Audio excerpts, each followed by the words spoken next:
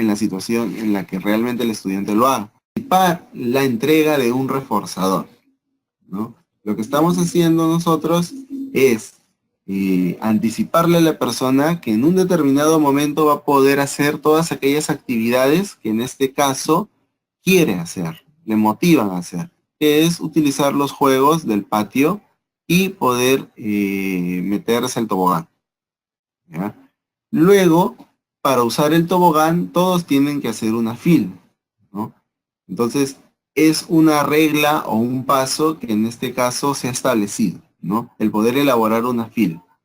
El niño que usa el tobogán tendrá que regresar al último lugar de la fila para poder utilizarlo nuevamente, ¿no? Entonces se le explica más o menos cómo es que va a ir fluyendo, cuál va a ser la dinámica, ¿no? El niño que ya lo usó va a ir al final para que pueda volver a utilizarlo, ¿no? Y luego se va cerrando con una especie de pregunta. ¿Qué haremos hoy? Justo como estaba comentando en la mañana, es muy importante que dentro de los procedimientos que establecemos y al momento que brindamos o damos reglas o pautas o indicaciones, consignas, nos aseguremos de que el estudiante las ha escuchado. Sabemos de que la población con la que estamos trabajando, que estamos abordando, tiene dificultades muchas veces para sostener su atención cuando una persona le da una indicación, ¿no? Por eso es de que así, estando o mirando a otros lados, escuchando otras cosas. Entonces, es muy importante asegurarnos de que realmente nos ha escuchado. Y la mejor manera de asegurarnos de que lo ha hecho es preguntándole, haciéndole preguntas donde él diga, verbalice qué es lo que debe de hacer, ¿no? Ahora, todo este planteamiento donde se le dice al estudiante qué van a ir a hacer, cómo es que se va a hacer, ¿sí?, le permite planificar su conducta. En el módulo 1, cuando me imagino vieron toda la parte relacionada al marco teórico, se revisó, me imagino, una de las teorías que es la de las funciones ejecutivas, ¿no?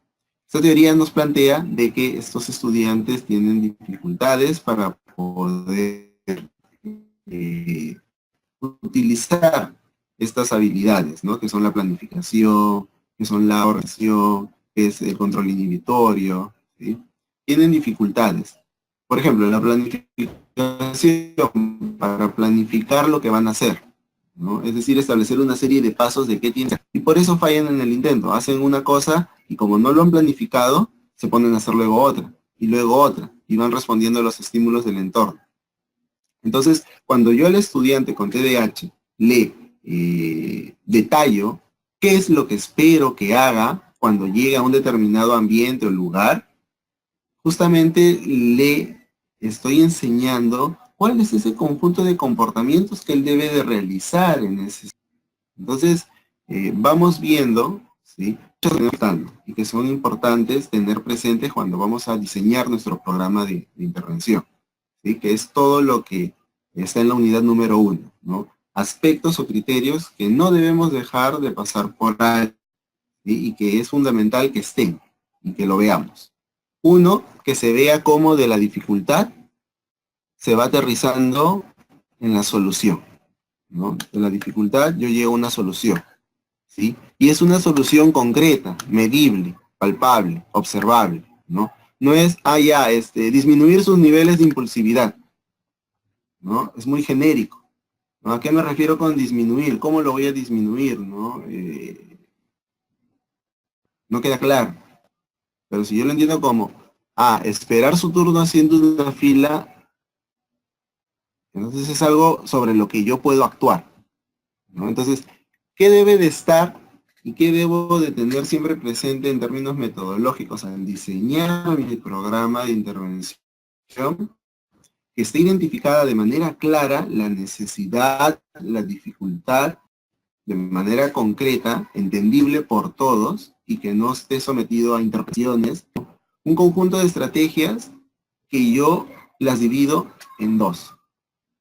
Aquellas estrategias relacionadas a la organización previa, la planificación de mi sesión de intervención, de el disponer de tal manera el entorno para que sea agradable, reforzante, motivante, ¿sí? Y por otro lado, un conjunto de estrategias en caso se presente alguna eventualidad, ¿no? La conducta inadecuada se evidencie y yo tenga que hacer algo, ¿no? Entonces, para eso cuento con las estrategias consecuentes, ¿sí?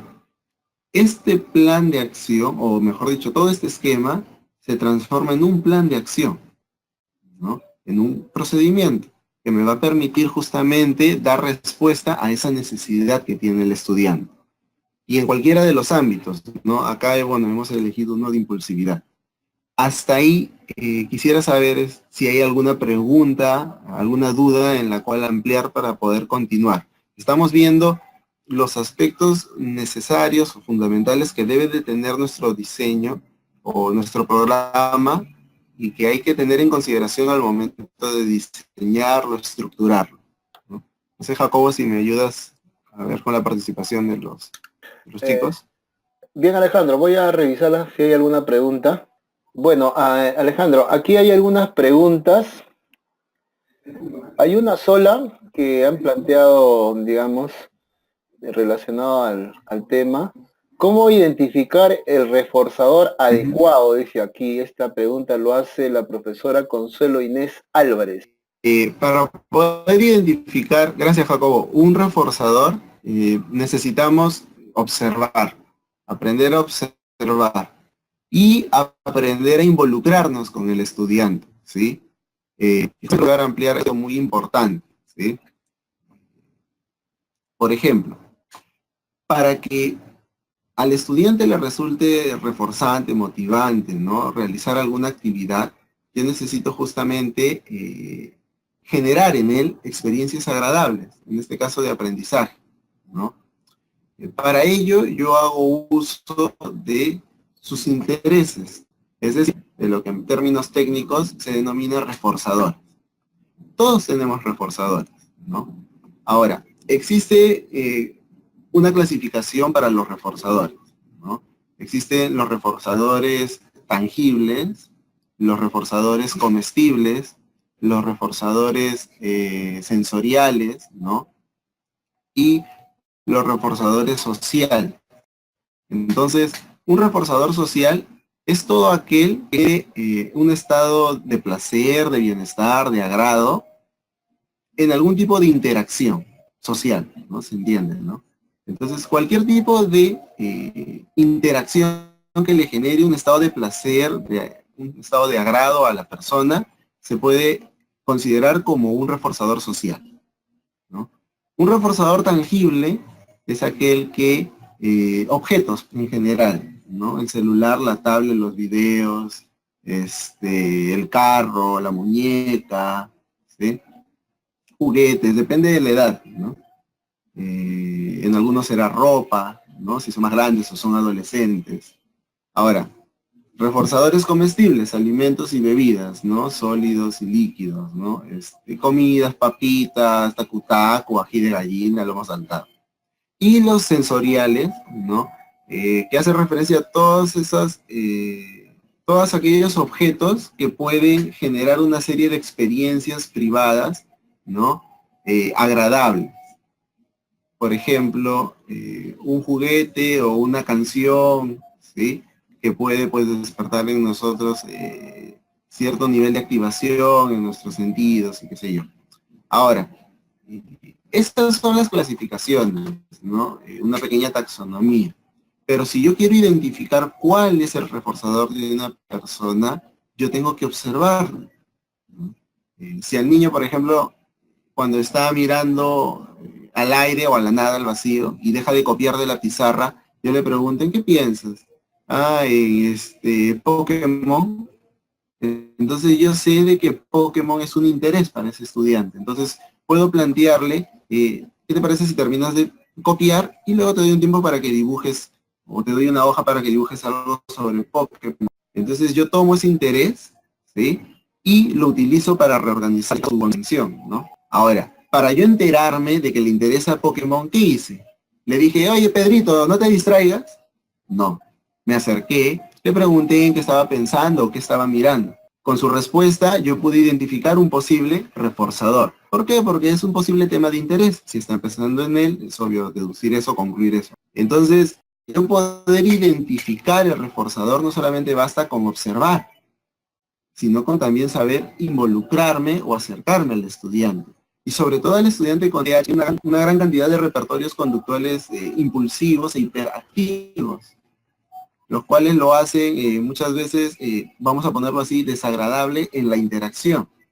Porque es el niño que no se le puede controlar, que se le habla y sigue, y se mueve, y distrae, y coge, y empuja, y quita, y arrebata, ¿no?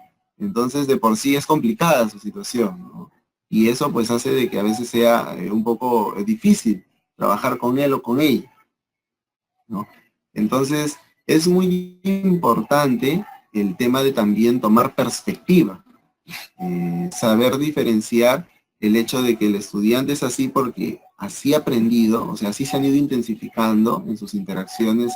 Entonces, lo más importante para identificar un reforzador, obtener información, es decir, saber vincularse con él, acercarse a él. Bueno, espero respondido la pregunta, y si no, bueno, luego vamos a hacer otro pequeño corte para hacer un cierre con preguntas también. Ahora, hasta acá hemos avanzado en todo esto, hemos avanzado en todo este esquema, ¿no? Que es básicamente hasta donde les he pedido que envíen sus trabajos, ¿no? Del programa que se ha elaborado. Ahora, hemos ido viendo en las distintas conversaciones, ¿no? Que al momento de elaborar un procedimiento, tener presente que mi objetivo, como el que ven ahí, por ejemplo, saludar a un adulto emitiendo la palabra hola, ¿no? O sea, para yo lograr ¿no? Sonido real a mi zona de desarrollo próximo, ¿sí? Necesito que alguien me enseñe a llegar a esa otra zona. Y no sé multiplicar, necesito que alguien me enseñe. Yo tengo la suma, que es un prerequisito, vamos a ponerlo así. Pero no sé multiplicar, entonces viene el creador y me enseña, me brinda ayudas, me enseña, hasta que yo me apropio de ese conocimiento y puedo realizarlo por mi propia cuenta, ¿no? Ese proceso de acompañamiento que realiza el docente, la persona que interviene con esta población, recibe en esa teoría, la Vygotskiana, el nombre de zona de desarrollo próximo, ¿no? Ahora, ¿cómo yo logro que un estudiante se apropie de alguna habilidad? Como la de terminar de copiar de la pizarra, como la de hacer comentarios acorde al tema, como el de levantar la mano si es que quiere participar, como el de esperar a que la persona termine de hablar para decir algún comentario, como el de esperar su turno antes de subir al tobogán, ¿sí? ¿Cómo yo hago que un estudiante que en su zona real no lo hace, lo llegue a hacer, ¿no? Brindándole una serie de herramientas, ¿sí? Por ejemplo, si yo le quiero enseñar que el resultado de 2 por 2, le diré, pues tienes que sumar 2 veces 2. Lo que él hace es, cuando yo veo el símbolo 2 por 2, usar la herramienta llamada suma, que ya me la sé. Yo necesito haberme apropiado previamente de esa otra herramienta sociocultural que es la sumatoria, ¿no? Entonces, el proceso de enseñanza, donde yo logro que ese estudiante adquiera una nueva zona de desarrollo real, implica que yo le brinde una serie de ayudas, ¿no?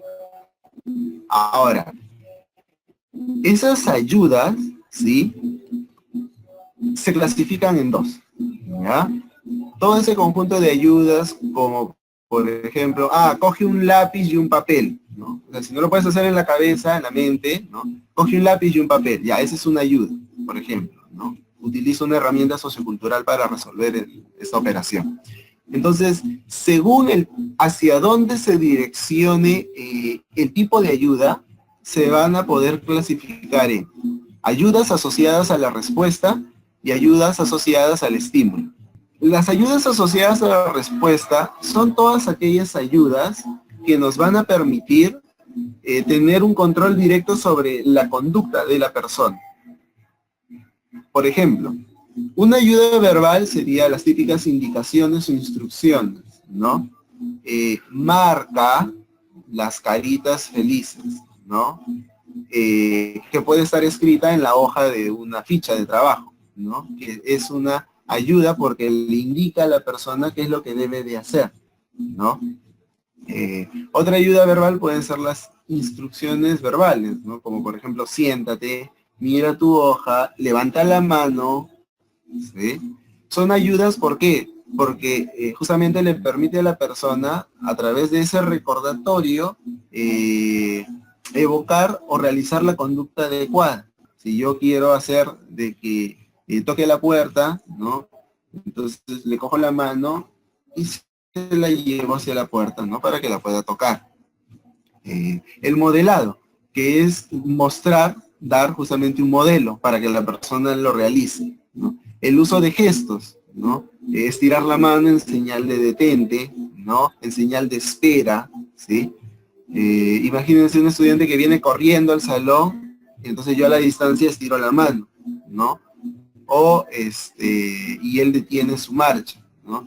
O de repente viene corriendo y yo a la distancia le hago una señal como para que se detenga también, ¿no? Entonces el uso de gestos muchas veces ayuda al estudiante.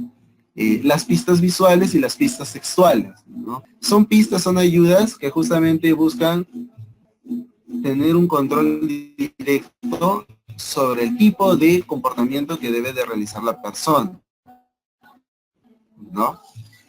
Por otro lado, están las que están asociadas al estímulo, ¿sí? Que pueden ser las pistas de movimiento, de posición o las redundantes. Por ejemplo, sobre la primera, estamos con un estudiante que entra de frente y le queremos enseñar a que salude, como en el ejemplo anterior. Entonces, yo lo que puedo hacer es, cuando él está llegando, puedo pararme entre la puerta, ¿no? Para interrumpir su paso. Entonces, él va a detener también el paso porque no va a poder pasar. Y yo agarro y le doy un modelo. Hola, le digo, ¿no? Ahora salúdame y muevo mi cuerpo, lo giro, ¿no?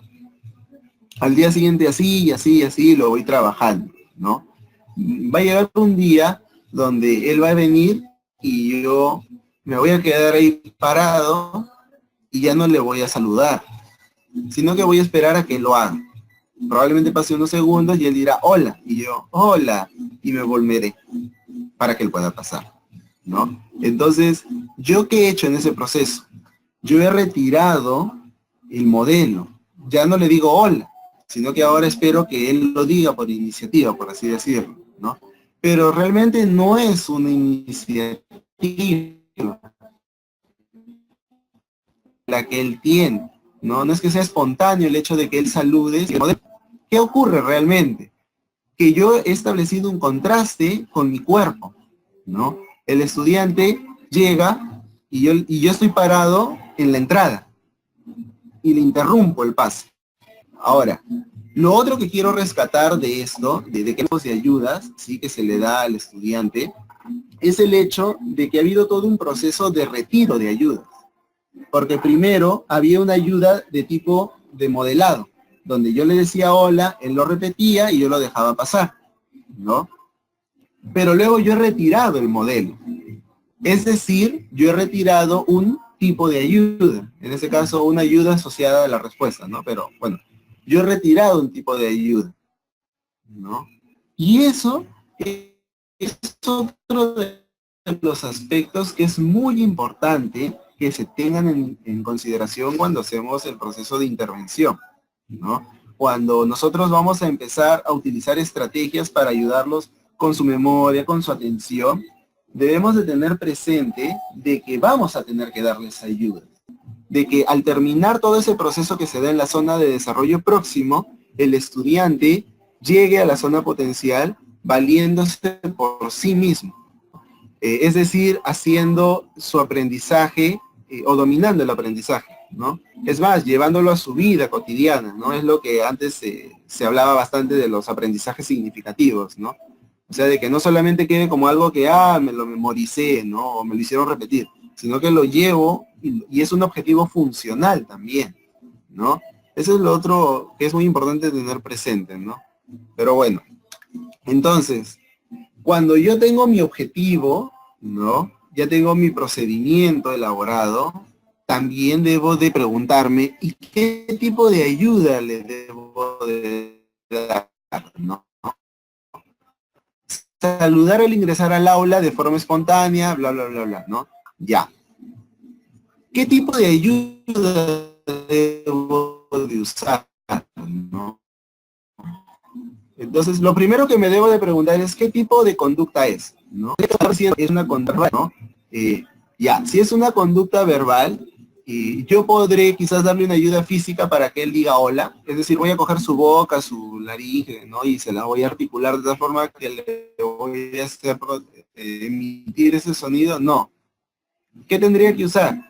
Lo más probable es un modelo, ¿no? Entonces, ya. Debido a que es una conducta de tipo verbal, es que use un modelado, que es un tipo de ayuda asociada a la respuesta, ¿no? Entonces, también me tengo que preguntar qué tipo de ayuda es la menos intrusiva, ¿no? Entre yo agarrar y cogerle la boca para que articule el sonido y darle el modelo, ¿qué es menos intrusivo? Darle el modelo también, ¿no? Si yo tengo un estudiante que le cuesta, por ejemplo, guardar sus cosas, ¿no? ¿Qué es más intrusivo? Que yo lo guíe físicamente o que le dé el modelo, que le dé el modelo. Por eso siempre tenemos que preguntarnos también por un tema de ética, ¿cuál es la ayuda menos intrusiva? Porque eso implica que menos me voy a estudiar también, ¿no? Y por otro lado, ¿qué tipo de ayuda será más fácil de desvanecer? Y sobre todo, ¿cuál va a ser el procedimiento por el cual la voy a desvanecer la ayuda? ¿Sí? Por eso que con los estudiantes con TDAH no es conveniente mucho usar ayudas verbales, ¿no? ¿Por qué? Porque la idea es de que ellos aprendan a autorregularse, no exorregularse. Entonces, utilizar constantemente con ellos instrucciones, indicaciones, lo único que es constantemente estén dependiendo del contexto para que puedan regular su conducta, inhibirla, ¿no? La idea es darle ayudas y fomentar en ellos el que puedan identificar pistas en el entorno para que sepan cómo actuar en cada momento, ¿no? Y bien, entonces, bueno, ese es otro ejemplo, igual, de cómo poder, según el objetivo que yo tengo, irme haciendo algunas preguntas referentes a los tipos de ayuda que debo de elegir y que son más convenientes, ¿sí? Y bueno, acá quisiera hacer otra pausa para poder recoger algunas inquietudes que tengan, ¿sí? Dice la profesora Consuelo, si en un aula de 6 niños con diferentes trastornos no hay modelos reforzadores para la conducta que buscamos, ¿la profesora sería el único modelo reforzador siempre? Definitivamente de que lo que se busca al momento de intervenir es no solamente hacerlo con un estudiante, ¿no? Sino procurar de que todo lo que se hace sea en general para el grupo, ¿no? Entonces, definitivamente que el tema de la inclusión en general va de la mano con el hecho de que o se termina intensificando o haciendo más problemático, porque ya de por sí con los supuestos estudiantes regulares, muchas veces hay ya dificultades, ¿no? De manejo, de organización. Y si ya las hay y llega un estudiante con estas características que son más intensas, más frecuentes, más duraderas, pues tampoco constituye un buen ambiente el que llega, ¿no? Entonces, ahí la prioridad siempre tiene que ser, y hacia eso se apunta un poco cuando se comparte la información, del hecho de que sean objetivos dirigidos al grupo y no al estudiante, ¿no? Entonces, es importante hacer ahí todo un trabajo de enseñanza para poder organizar a todo el grupo en general, ¿no? Y no solamente al estudiante que supuestamente tiene una condición, ¿no? Justo en la mañana comentaba una profesora de que una de las rutinas que había establecido era el tema de que cuando llegara las niñas o los chicos dijeran luz y verdad, ¿no? Como una forma de saludar, ¿no? Entonces, y era una rutina que habían instaurado desde el inicio, ¿no? Desde el inicio. Y cada estudiante que llegaba la aprendía rápidamente, ¿no? Y que incluso hubo un estudiante que tiene TDAH, ¿no? Tiene esta condición, y que a pesar de toda su resistencia inicial, sus ganas de entrar de frente, de no querer saludar, decir esto, terminó haciéndolo justamente sin necesidad de utilizar tantas estrategias o hablar tanto con ella o insistir tanto, ¿no? La mayoría lo hiciera de que fuera una rutina del aula, ¿no? De que todos presentaran ese modelo para que ella rápidamente se acople a eso, ¿no? No con TDAH en este caso, sino que sea una práctica habitual, que lo hagamos con todos nuestros estudiantes, porque todos lo necesitan, ¿no? Una de las mejores formas de hacer que un aprendizaje o una experiencia de aprendizaje sea agradable es que la persona, el estudiante, como un todo, como integridad, lo vivencie de manera agradable, ¿no? Por eso es importante hablarles con un tono adecuado, ¿no? Por eso es importante indagar sobre sus intereses, conocerlos, ¿no? Saber qué decirles, cómo felicitar, cómo darles un elogio, ¿no? Debemos de conocerlos. Y en la medida de que sea agradable esas interacciones, va a ser agradable y reforzante la presencia del educador, ¿no? O de la autoridad o de la persona que está a cargo. La autoridad se gana.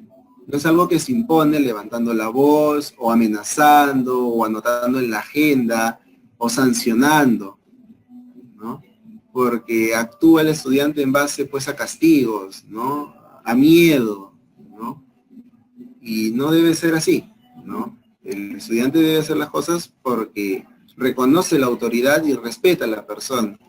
Y la única forma de ganarlo es justamente, bueno, constituyendo un modelo también para ellos, ¿no? En la forma de solucionar los conflictos y demás, ¿no? Bueno, espero haber un poco ampliado sobre la duda que tenía la compañera que hizo esa interrogante.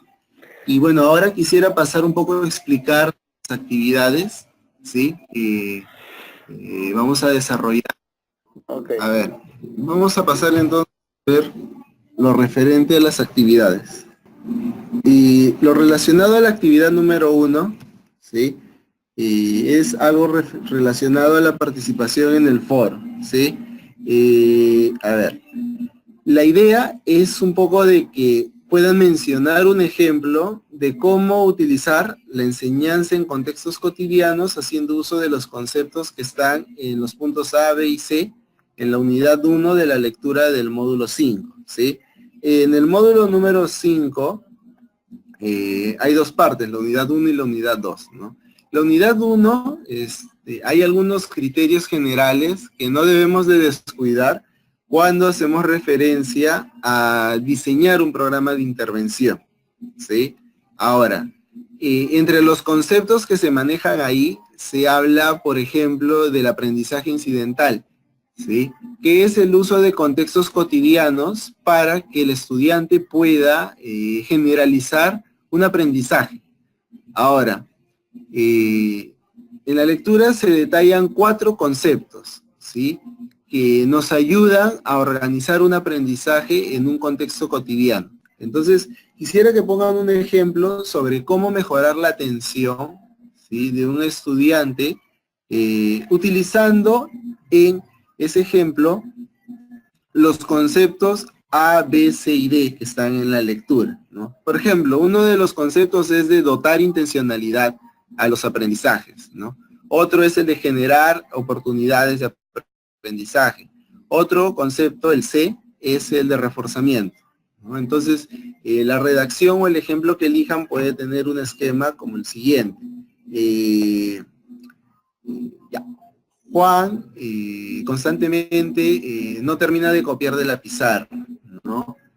Por ello, no termina de copiar de la pizarra porque se pone a armar torres con sus colores, ¿no? Entonces, debido a que su interés, su reforzador es armar torres con sus colores, lo que se va a hacer es generar oportunidades de aprendizaje en las cuales se alternará el copiado de la pizarra con que él pueda hacer una pequeña torre, ¿no? Esto con el fin de que él pueda ser reforzado una vez termine de copiar cierto tramo o cierta parte de la pizarra, ¿sí? Entonces, la idea es de que en el ejemplo que ustedes presenten, en el cual van a utilizar la enseñanza en contextos cotidianos, y en este caso en el aula, puedan hacer uso de esos 4 conceptos. Ahora, una vez hayan revisado la lectura, también quisiera de que de las respuestas que den sus compañeros, elijan alguna y puedan comentar, ¿sí? ¿Qué es lo que quisiera que comenten? Número 1, si es que están de acuerdo o no, o de qué manera se podría ampliar o mejorar la propuesta que plantee su compañero en su respuesta, ¿no? Y por otro lado, el hecho de señalar si es que también ha utilizado los 4 conceptos en su respuesta. En caso no sea así, poder ampliar utilizando alguno de ellos. En cuanto a la actividad número 2, lo que quiero que hagan en esta parte es elaborar 2 actividades, ¿sí? Dentro de la lectura, en la unidad 2, ¿ya?, del módulo 5, hay algunas estrategias relacionadas al mejorar la memoria, la planificación y la atención, ¿sí? Entonces, lo que quiero, y hay unos ejemplos de actividades. Yo lo que quisiera es de que planteen una actividad utilizando la estrategia de organización y una actividad utilizando la estrategia de asociación para alguna de las dificultades que tenga un estudiante con TDAH, ¿sí? Tanto la actividad número 1 como la actividad número 2 pueden ser casos inventados, ¿ya? ¿Por qué? Porque es individual el trabajo, no son grupales. Entonces, ¿cuál es el objetivo de esta actividad, ¿no? De la actividad número 2 es ver cómo van en el proceso de transformar las estrategias o llevar las estrategias e implementarlas en una actividad, ¿sí? A lo largo de, bueno, todo el diplomado hemos ido haciendo distintas actividades que nos han permitido ir dándole forma a nuestro programa de intervención, ¿no? Primero fue el hecho de, bueno, saber las categorías diagnósticas, luego traducirlas a un lenguaje más observacional, ¿no? El hacer eso nos ha permitido hacer nuestros objetivos de intervención. Luego hemos ido viendo los tipos de estrategias, ¿sí? Y así le hemos ido dando forma. Ahora, una vez yo ya tengo las estrategias, ¿no? Lo que tengo que hacer es llevar las actividades, ¿no? Entonces, por eso es de que en esta parte les pido eso, ¿sí? Porque al final sobre lo que se trabaja es sobre una actividad. Entonces, elaboren una actividad donde pongan en práctica la estrategia de organización y otra de asociación, ¿sí?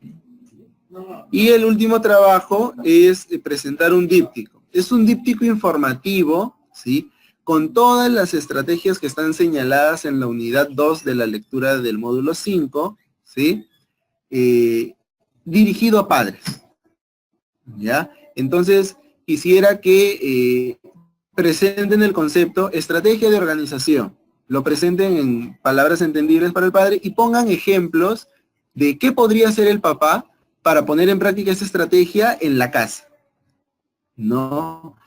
Alguna idea, ¿no? Y por ejemplo, puede usar esta estrategia haciendo que su niño y planteen alguna actividad que el padre puede hacer para usar esa estrategia, ¿sí? Bueno, no sé si hay alguna pregunta sobre alguna de las actividades. Alejandro, hay una pregunta, pero no necesariamente ligados a las actividades. De todas maneras lo voy a, lo voy a comentar. Dice, cuando ya se ha alcanzado la zona de desarrollo potencial, entonces vuelve a pasar a la zona de desarrollo real para continuar reforzando en otro aspecto que se necesite. O sea, lo plantea interrogante la profesora Karin Navarrete. Ah, ya, claro, o sea, se supone que Una vez, en cuestiones académicas, se supone de que hay toda una línea, ¿no? De desarrollo de competencias que tiene que tener, ¿no? Una persona, y siempre se parte de la idea de que hay habilidades prerequisito para, ¿no? Entonces, por eso ponía ese ejemplo, ¿no? Si para multiplicar necesitas sumar, primero tienes que aprender a sumar, ¿no? Con ese prerequisito, ¿no? Pasas a la multiplicación y así, ¿no? Hacer operaciones combinadas una vez dominas cada una de las operaciones básicas, ¿no? Y demás, ¿no? Entonces, claro, una vez llegas a una nueva zona de desarrollo, pues tienes que pasar a una siguiente, que sería el aprendizaje que viene, ¿no? Profesora Mercedes, tiene activado su micrófono, puede hacer la consulta. Sí, quisiera que el profesor, muy buenas noches, Buenas quisiera que noches. el profesor me explique brevemente sobre el trabajo anterior que teníamos de la primera entrega del módulo 7, sobre la atención sostenida, alternante, interferente, memoria de trabajo, hice investigaciones, pero me gustaría que explique un poquito más. No. A ver, ya. No me acuerdo bien las que les puse en el modelo que les he enviado, pero les voy explicando las que tengo en la cabeza y si no es de las que me acuerdo y si falta alguna me lo comentas para poder explicarlo, ¿ya? A ver, la atención alternante, ¿sí? Es aquella que hace referencia a la capacidad que tenemos para poder alternar nuestros focos de atención, ¿no? Por ejemplo, el estudiante que está escuchando una clase, ¿no? El estudiante que está escuchando una clase, ¿sí? ¿Qué es lo que tiene que hacer? Tiene que mirar al docente, ¿no? Pero no solamente tiene que mirar al docente, sino que mirar los gestos que utiliza, luego al mismo tiempo escuchar lo que está diciendo, al mismo tiempo mirar hacia la pizarra si es que el docente tiene si el docente señala hacia la pizarra, ¿no? Y luego tiene que regresar la mirada hacia su cuaderno para copiar, ¿no? Entonces, en esa situación, por ejemplo, cuando el estudiante copia de la pizarra, mira en la pizarra y baja la mirada y escribe, vuelve a levantar la mirada, ve lo de la pizarra, vuelve a agachar la mirada y vuelve a copiar. Ya, eso es alternar su atención, en este caso entre dos focos de interés. Uno es la pizarra y otro es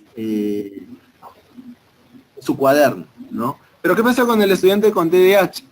Que levanta la mirada para la pizarra, regresa la mirada al cuaderno y no sé, vio una mosca o vio un borrador y se quedó mirando el borrador, ¿no? Y dejó de atender a estos dos focos, ¿no? Entonces, eso hace referencia a la atención alternante, ¿sí? Y lo referente a la atención, creo que también estaba la atención sostenida, ¿no? La atención sostenida es la capacidad que se tiene para poder mantener el foco de atención en una misma actividad o estímulo, ¿sí? Por un largo tiempo. Por ejemplo, cuando tiene que leer. Cuando tiene que leer, tiene que mantener su mirada a lo largo de todo el texto, ¿no? Entonces ese podría ser un ejemplo de atención sostenida, ¿sí?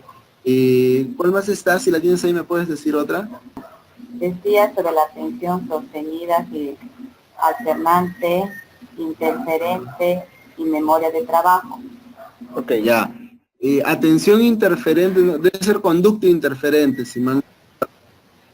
Ese tipo de atención no... Debe ser conducta interferente, ya. La atención focalizada, ¿sí? Tiene que ver con el hecho de poder discriminar o situar nuestro punto de atención sobre algún punto en particular ante algún tipo de consigna, ¿sí? Por ejemplo, a ver, cada vez de que veas un puntito rojo tienes que apretar el botón, ¿no?